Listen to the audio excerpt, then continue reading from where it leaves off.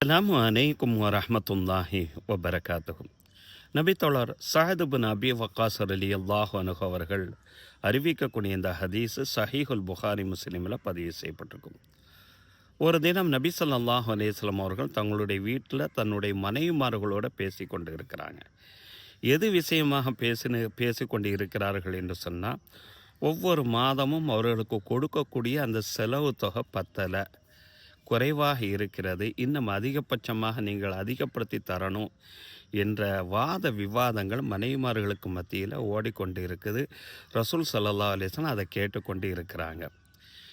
அந்த வாத விவாதங்களுக்கு மத்தியிலேயே சப்தங்கள் அதிகமாக ஆகுது. ரசூலுல்லாஹ்வுடைய சத்தத்தை காட்டிலும் அவர்களுடைய மனைவிமார்களுடைய சத்தம் அந்த இடத்துல கொஞ்சம் அதிகமாக ஆகுது. இந்த நிலையில தான் நபி ஸல்லல்லாஹு அலைஹி வஸல்லம் அவர்களுடைய வீட்டு வாசலில் ரசூலுல்லாஹ்வை பார்ப்பதற்கு அனுமதி கேட்டு உமர் ரலியல்லாஹு அன்ஹு சலாம் சொல்லி வந்து நிற்கிறாங்க.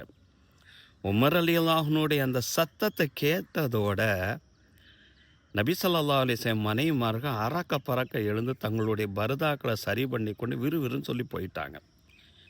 இந்த நிகழ்வை பார்த்து கொண்டிருந்த நபி ஸல்லல்லாஹு அலைஹி வஸல்லம் அவர்கள் வாய் விட்டு சிரிக்க ஆரம்பித்தாங்க. அந்த சிரித்து கொண்டே உமர் ரலியல்லாஹு அன்ஹு அவர்களை உள்ளே வருவதற்கு அனுமதி தர்றாங்க. ரசூலுல்லாஹ் சிரித்து கொண்டு இருப்பதை பார்த்த உமர் ரலியல்லாஹு அன்ஹு ஒரு வார்த்தையை சொல்கிறாங்க, அல்லாஹ் உங்களை ஆயுளுக்கும் சிரித்தவனாகவே வைத்திருப்பானாக. எவ்வளோ பெரிய துவா பாருங்க.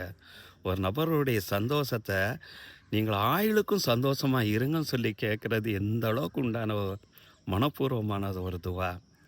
ஒரு நபரை சந்தோஷமாக பார்க்கக்கூடிய நேரத்தில் நாமும் அதை செய்யணும். ஏன்னா அந்த நேரத்தை மலக்கு வழக்கல் மிஸ்லு உனக்கு அது போன்று உண்டாவதாக என்று பிரார்த்தனை செய்வாங்கள்ல, நம்மளும் சந்தோஷமாக இருக்கலாம் அல்லவா? இன்ஷா அல்லாஹ் செய்வோம்.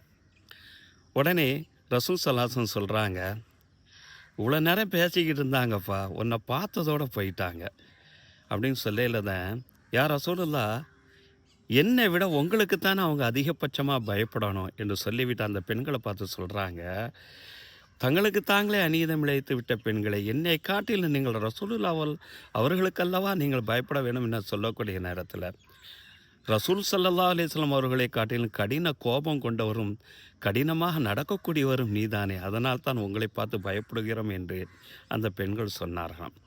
அந்த இடத்துல ரசூலுல்லாஹ் ஒரு வார்த்தையை சொல்கிறாங்க, என்னுடைய உயிர் யாருடைய கைவசம் இருக்கிறதோ அவன் மீது சத்தியமாக நான் சொல்லுகிறேன், நீ ஒரு வழியில் போய்கொண்டு இருக்கிறே என்று சொன்னால் உன்னை பார்த்தால் ஷைத்தான் மற்றொரு வழியை தேர்ந்தெடுத்து விரண்டு ஓடுவான் என்று நபி ஸல்லல்லாஹு அலைஹி வஸல்லம் அவர்கள் அந்த இடத்துல வெளிப்படுத்தி காட்டுறாங்க. அந்த அளவுக்கு உமர் ரலியல்லாஹு அன்ஹு மார்க்கத்தின் மீது மிக பிடிப்புள்ளவராக இருந்தார்கள்.